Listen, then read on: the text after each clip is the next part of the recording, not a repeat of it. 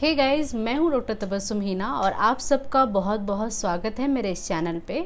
और आप सबका बहुत बहुत शुक्रिया कि आप लोगों ने सब्सक्राइब किया मेरे चैनल को और इस वीडियो को देख रहे हैं। अगर आप मेरे चैनल को सब्सक्राइब नहीं किए हैं तो सब्सक्राइब कर लीजिए, बिकॉज़ इसमें बहुत अच्छे अच्छे टॉपिक आने वाला है, मेडिसिन से रिलेटेड, आपके हेल्थ से रिलेटेड। आज का टॉपिक है हेयर फॉल। जैसा कि आप सब जानते हैं कि अभी सारे लोग हेयर फॉल से परेशान हैं। हेयर फॉल को कैसे समझेंगे? तो हेयर फॉल को समझने के लिए अगर आप देखेंगे आपके हेयर 15 से 20 एवरीडे निकल रहे हैं तो आपको मेडिसिन की ज़रूरत है। अदरवाइज़ आप मेडिसिन ना भी ले तो चलेगा। तो अब बात करेंगे हेयर फॉल के मेन कारण के बारे में। कारण तो बहुत सारे हैं, लेकिन कुछ जो मेन इम्पोर्टेंट कारण हैं उसके बारे में आज डिस्कस करेंगे। तो हेयर फॉल में हम लोग कारण देखते हैं, नंबर 1 वो है जेनेटिक काउज, जेनेटिक बैकग्राउंड। अगर किसी पेशेंट का फैमिली में हिस्ट्री रह चुका है हेयर फॉल का, तो उसका भी हेयर फॉल होने का चांसेस है। नंबर दूसरा है न्यूट्रिशनल डिफिशियंसी, जिसमें प्रॉपर डाइट कोई नहीं ले रहा है, प्रोटीन रिच डाइट नहीं ले रहा है, तो उसको हेयर फॉल होने का चांसेस है। बहुत सारे पेशेंट को देखा जाता है कि प्रॉपर प्रोटीन लेने के बावजूद भी हेयर फॉल होता है। तो वजह ये है कि उसका प्रोटीन जो है अब्जॉर्ब नहीं हो रहा है, एसिमुलेशन नहीं होने की वजह से उसके हेयर में उतना ग्रोथ नहीं है, हेयर फॉल हो रहा है। ये परेशानी देखी जाती है। वो है हार्मोनल इम्बैलेंस। हार्मोनल इम्बैलेंस की वजह से भी हेयर फॉल देखा जाता है। हार्मोन्स अगर इम्बैलेंस होता है तो hair growth and hair fall दोनों चीज़ देखा जाता है। पता चलता है कि उसका ग्रोथ रुक चुका है या फिर हेयर फॉल हो रहा है। तो हम कैसे समझेंगे? तो मेनली उसका 2 हार्मोन उसका कारण है, वजह है।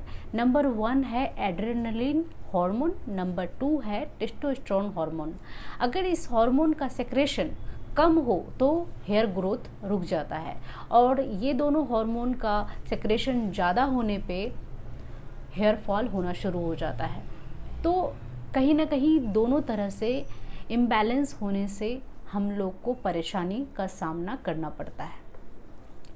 आगे बढ़ते हैं इसका कारण में। उसका 4th कारण ये है स्ट्रेस एंड स्लीप डिज़ॉर्डर। जब हम लोग देखते हैं प्रॉपर नींद नहीं लेते हैं और हम लोग स्ट्रेस कंटिन्यू ले रहे हैं, तो हेयर फॉल का कारण माना जा सकता है इसको। लास्ट है 5th नंबर, वो है स्कैल्प इन्फेक्शन। अगर स्कैल्प में इन्फेक्शन हुआ है तो हम लोग देखते हैं कि हेयर फॉल का परेशानी बढ़ जाता है। इन्फेक्शन की बात करेंगे तो बहुत लार्ज हो जाएगा वीडियो, फिर नेक्स्ट वीडियो में बताएंगे क्या क्या इन्फेक्शन नॉर्मली हम लोग देखते हैं। इसको फंगल इन्फेक्शन होता है, और फंगल इन्फेक्शन में रिस्पॉन्सिबल होता है टीनिया कॉर्पस फंगल, जिसकी वजह से हम लोग का हेयर फॉल देखने को मिलता है। आगे बढ़ते हैं ट्रीटमेंट मैनेजमेंट की तरफ। तो हम देखते हैं कि ट्रीटमेंट में प्रॉपर केस्टेकिंग करते हैं। जैसे हम लोग आगे बात की है प्रोटीन के बारे में, जैसे कि हम लोग को प्रोटीन लेना चाहिए जितना बॉडी वेट है। सपोज़ आपका बॉडी वेट है 50 kg, तो आपको 50 ग्राम प्रोटीन एवरीडे लेना पड़ेगा। अगर आप नहीं ले रहे हैं तो फिर आपका हेयर फॉल हो सकता है। तो ये सारी चीज़ें हम सारा जितना बात किए आगे वो सारी चीज़ें देखेंगे, और प्रोटीन एब्जॉर्ब हो रहा है कि नहीं ये भी चीज़ देखेंगे। प्रॉपर केस टेकिंग, उसका स्काल्प वगैरह एनालाइज करने के बाद उसको हम लोग मेडिसिन देते हैं। नॉर्मली कॉमन रेमेडी कुछ चलता है, जैसे कि सैलेसिया, सीपिया, फॉस्फोरस, लाइकोपोडियम, इस तरह का मेडिसिन चलता है। लेकिन ये भी मेडिसिन प्रॉपर केस्टेकिंग करके ही हम लोग को देना चाहिए, क्योंकि केस्टेकिंग करने के बाद हो सकता है कि उसका अदर मेडिसिन आ जाए, और उसका डोज और उसका पोटेंसी उसके केस के ऊपर डिपेंड करता है।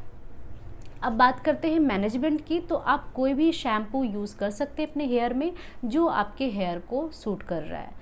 और बस एक हमेशा ध्यान रखना चाहिए कि आपका जो हेयर है उसमें जो शैम्पू यूज़ कर रहे हैं वो सल्फेट और पैराबिन फ्री होना चाहिए, उसमें प्रोटीन रिच आपका शैम्पू होना चाहिए, वो मायने रखता है। और आप पानी अच्छा पिएं, डाइट अच्छा लें, प्रॉपर प्रोटीन लें, मिनरल्स लें, विटामिन्स लें, ये बहुत ज़्यादा ज़रूरी है। आगे नेक्स्ट वीडियो में हम बात करेंगे इसमें कौन सा हेयर ऑयल यूज़ करना चाहिए, और अगर आपका हेयर फॉल हो रहा है तो कौन सा ड्रॉप यूज़ करना चाहिए। इस बारे में हम एक अलग इसका पार्ट 2 वीडियो बनाएंगे जिसमें आप लोग को सब कुछ पता चल जाएगा। ठीक है, मुझे दीजिए इजाज़त। Thank you.